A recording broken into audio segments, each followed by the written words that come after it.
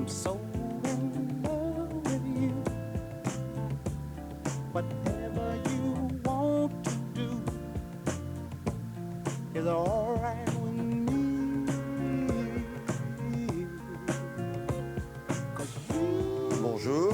Bonjour William. L'objet de l'attention de l'UNESCO, c'est les Causses et les Cévennes, mais pas toutes les Causses et toutes les Cévennes. C'est une région très particulière ou c'est l'ensemble? C'est un vaste territoire effectivement de 3000 hectares qui s'étend sur les Causses et les Cévennes, qui a été répertorié, inscrit au patrimoine mondial de l'UNESCO.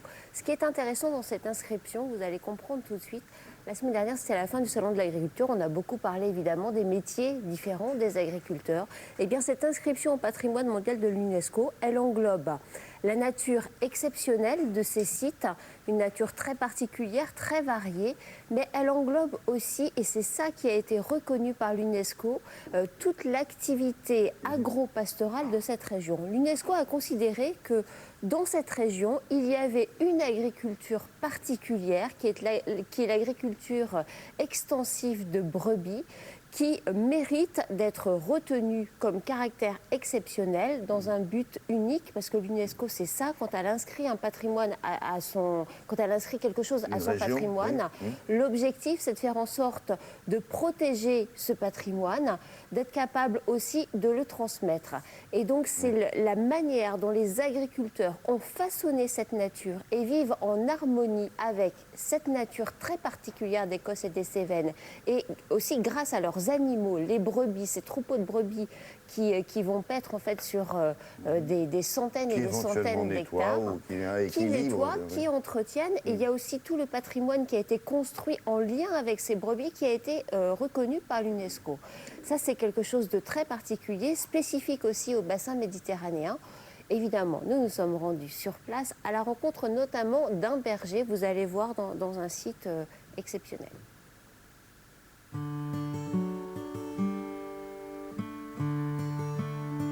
Le territoire retenu pour l'inscription au patrimoine mondial s'étend sur 4 départements et couvre 3000 km². L'UNESCO a reconnu le caractère exceptionnel de ces paysages constitués par les gorges du Tarn, les plateaux pelés des Causses ou encore les contreforts des Cévennes. Mais surtout, c'est l'élevage traditionnel des moutons qui a permis d'obtenir cette inscription dans la liste des biens naturels, culturels et vivants. Je pense que l'UNESCO a été séduit par la qualité justement de ces espaces. Ici, tout est grand, tout est immense. Et parallèlement à ça, donc, il y a une vie. Il y a un patrimoine extraordinaire, bon nombre de sites sont classés. Et puis, justement, il y a cette volonté de rester sur ces terres-là, de continuer à les faire vivre et de préparer les générations qui viennent pour justement transmettre ce beau patrimoine.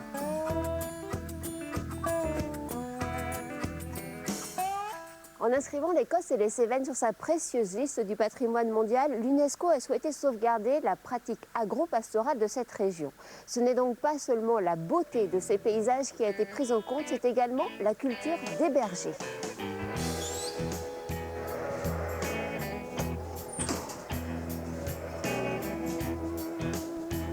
Alexandre, vous êtes éleveur de brebis depuis plusieurs générations. Oui, tout à fait, depuis 3-4 générations, oui, même 4. Qu'est-ce que cette inscription au patrimoine mondial de l'UNESCO vous apporte à vous en tant que professionnel, en tant qu'éleveur de brebis? Alors, pour moi, c'est une reconnaissance internationale du travail de nos ancêtres, de notre travail, puis du travail à elles. Les brebis sont les animaux qui sont le plus adaptés à l'agriculture dans ce territoire. L'UNESCO a reconnu ces Causses et Cévennes comme patrimoine vivant en raison de l'impact de l'élevage extensif des brebis voulu par l'AOC Roquefort. Actuellement, on vit dans un environnement que l'on essaye de protéger au maximum. On vit dans un patrimoine bâti. Là, par exemple, c'est une bergerie qui est très ancienne, en voûtée, et on l'utilise toujours. Voilà, c'est une fierté. Si cette inscription sur la liste du patrimoine mondial témoigne d'une reconnaissance de la culture agricole de cette région, elle impose aussi des règles.